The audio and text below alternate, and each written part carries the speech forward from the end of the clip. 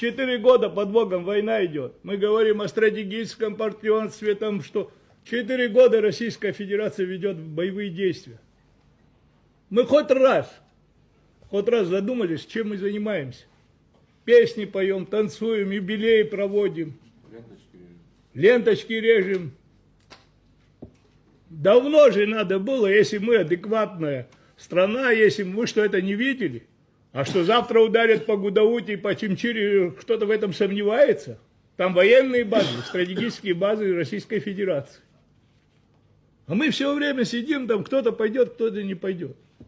А кто нам вообще поможет, если мы сами себе не способны помочь? Мы больше 10 лет не проводим никакие учения. Что, командно-штабные учения – это учения? Куда приглашают там Верховного, чтобы он там из пулемета пострелял. И кадры по абхазскому телевидению показали. Это учение? Нет. Так что не надо себя обманывать, надо правду говорить. Знаете, у нас Министерство обороны превратился в клуб, там наши боевые друзья, Олег Нуриевич. Это превратился в какой-то клуб пенсионеров, которых достойно надо провести, сказать, ребят, давайте вместе с нами, давайте на берег моря, давайте походим.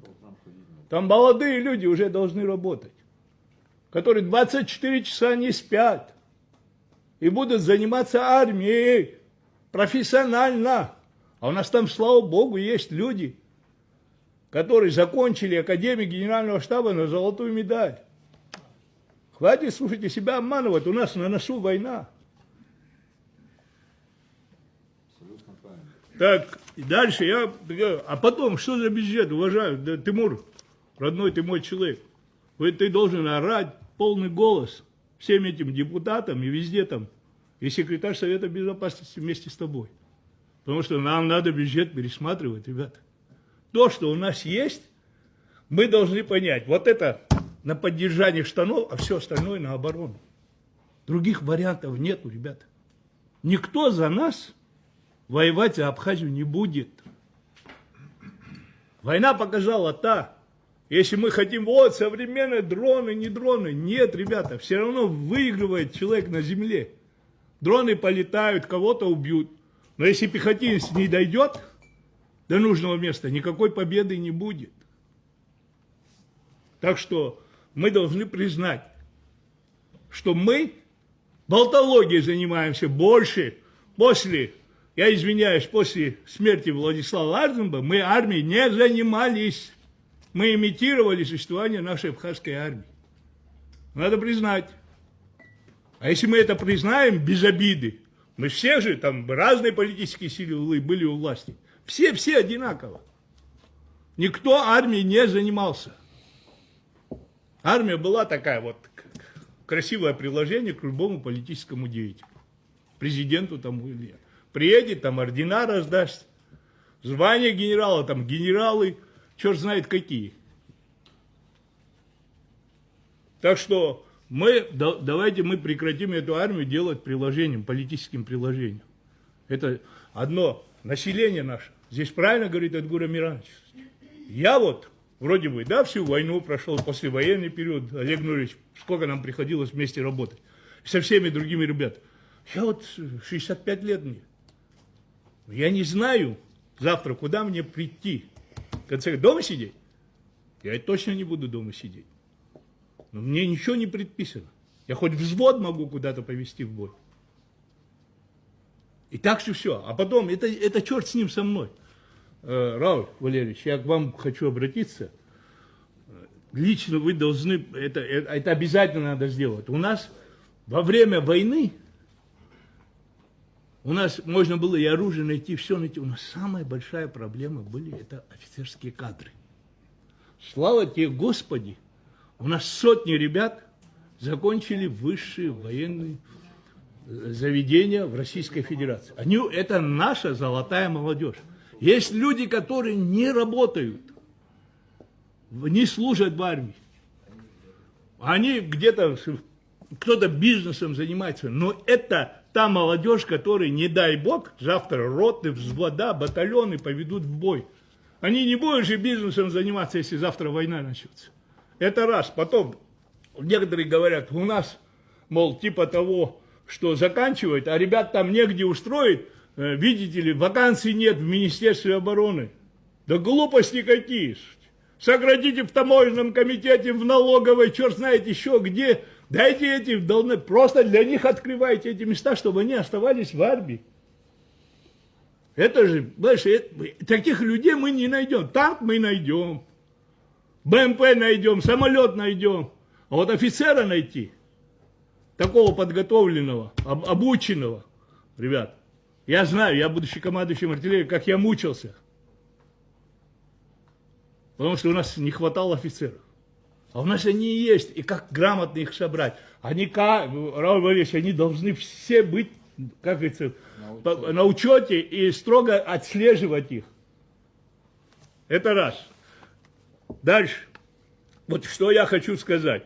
Насчет вот здесь много говорили о геополитике, Армения, Азербайджан, там, черт знает, Россия там со всем миром бодается. Ребята, есть Грузия, есть Абхазия.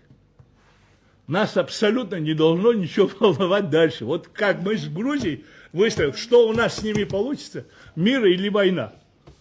Вот сейчас смотрите. Все знают о том, что вот они официально заявили, что в следующем месяце учения проводят. С участием американцев, там вся эта, понимаешь, свора натовская. Все они приезжают, и они проводят учения. А как началась война Азербайджана-Армения? Что тоже Азербайджано-турецкие учения, закончились учения, месяц они еще с поля не выходили, потом пошли на Армению. Какие мы в противовес, мы даже не пикаем. Пока. А мы должны, как говорится, противовес этим учениям, свои учения. Тем более мы маленькая страна, у нас должно быть все мобильно. Мы все, что у нас есть, может, надо и вывести в город. В конце концов, люди отдыхают, на берегу нам делать нечего. В горах, слава богу, у нас есть и полигоны, и все остальное. Дальше. Если мы бюджет не пересмотрим, то, может, все, что мы говорим, это болтология, ребята.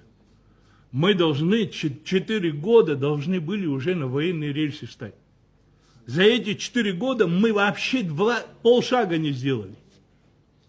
Война началась под боком. Она нас затронет, хотим мы или не захотим. У нас нету других союзников, только Российская Федерация. Но Российская Федерация не будет за нас воевать, ребята. Если мы не встанем в полный рост, нам никто ни авиацию, ни ПВО, ни бронетехники, ничего не даст. Слушайте, а зачем этим бездельникам что-то давать? Они вообще на металлом пошлют. Вот и все. Но в армии есть боевое братство, дружба между ребятами. Вот и не самые негативные моменты. Я тоже был в Министерстве обороны заместителем министра какое-то время. Я знаю, что такое армия. Послевоенная армия. Мы через полгода, как закончили войну, через полгода, когда мы брали Лату, высокогорное село, у нас уже в артиллерийских расчетах находились ребята, которые мы призвали после войны. И у них в военных билетах, я их сейчас встречаю, им по 40-45 лет, я их встречаю, они гордятся, что у них в военных билетах записано, что участвовали в боевых действиях по освобождению села Лата. Вот что, пойдут, ребята, пойдут. Но для этого надо армией заниматься. Давайте откажемся от метода, что мы армию свою в куклу превратили, ребята. Давайте это боевая единица, это наша гордость. И каждый должен понимать, там мои боевые друзья, все эти ребята, с ними что мы только не прошли. Но, ребята, есть всему свое время. Нам нужны те офицеры, которые 24 часа в сутки спать не будут. Мы то же самое делали, когда в 32 года, 33 года было во время войны. Мы спали по 2-3 часа в сутки. А сегодня если я 10 часов не посплю, я завтра падать буду.